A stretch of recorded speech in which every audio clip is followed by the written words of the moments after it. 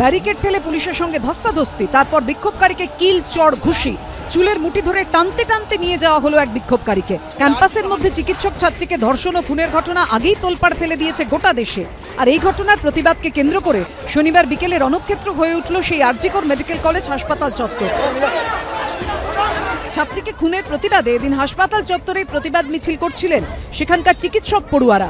অন্যদিকে বিভিন্ন রাজনৈতিক দলের সংগঠন শ্যামবাজার মোড় থেকে আলাদা আলাদা মিছিল করে হাসপাতালের দিকে আসতে থাকে। তার মধ্যে উত্তর কলকাতা জেলা বিজেপি যেমন ছিল, তেমনি ছিল আইএনটিইউসিও। পরে মিছিলে যায় এসএফআই, ডিওয়াইএফআইও। পৌঁছন সিপিএম এর রাজ্য সম্পাদক মোহাম্মদ সেলিমও।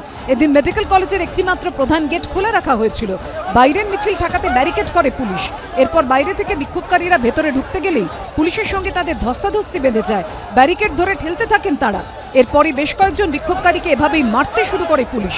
কিল চড় ঘুষি, বাদ যায়নি কিছুই। আজকে পিসফুলি এখানকার যে স্টুডেন্টরা আছে, স্টুডেন্ট বডি আছে, ওরা প্রোটেস্ট করছিল।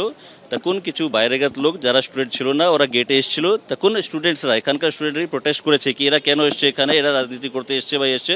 তখন ওদের সাথে এরা ধস্তাধস্তির মধ্যে জুড়ে গেছিল। পুলিশ ইন্টারভিউ করার সাথে সাথে পুলিশের উপর ওরা চড়েছে, পুলিশের উপরে চটি ছুঁড়েছে, চপ্পল ছুঁড়েছে, পুলিশকে ধাক্কা দিয়েছে, পুলিশকে মারধর করতে শুরু করে দিয়েছে। পুলিশ খুব রিস্ট্রেন্ট ভাবে এটাকে হ্যান্ডেল করেছে। যখন সরকার ফেঁসে যায় তখন সামনে পুলিশকে দাঁড় করিয়ে প্রতিবাদীদেরকে সরিয়ে দিয়ে আর কখনো লাশ নিয়ে চলে যায় আর কখনো লাশকে গুম করে দেয়।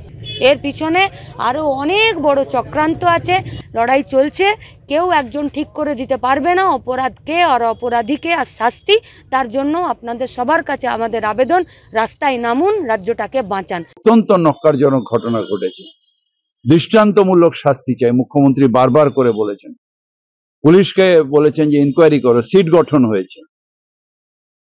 তাই যারা এগুলো করছে তারা সস্তার রাজনীতি করছে, টিভিতে আসার জন্য রাজনীতি করছে। তবে বিক্ষোভকারীদের পুলিশের বাধা দেওয়া ও মারধর নিয়ে আন্দোলনকারীদের মধ্যে ভিন্ন মত দেখা গেছে।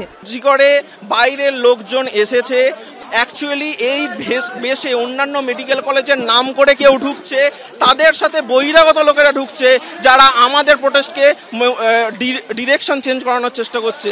প্রত্যেক ডাক্তার এখানে আন্দোলনে আসবে, এটাই কাম্য, কিন্তু কোনো রকম রাজনৈতিক রং নিয়ে নয়।